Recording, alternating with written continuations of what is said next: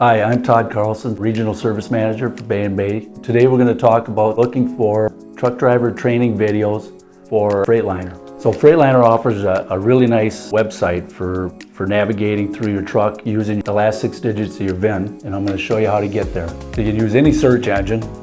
I'm going to use Google Chrome here, and I just Google in there Freightliner driver training. Get in this section and I have a VIN. Now you're going to get a tab here that says safety, interior, transmission, engine. You can choose from any one of those that you're trying to find. Let's just go to the engine section for one.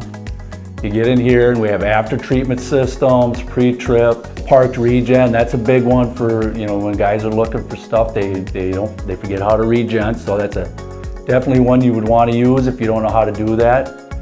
If you have a truck with optimized idle, let's say your APU is not working and you have optimized idle, or you don't have an APU, you just click on the video and there'll be a video pop up just like this, and this gentleman here goes in really good detail on how to navigate you through that.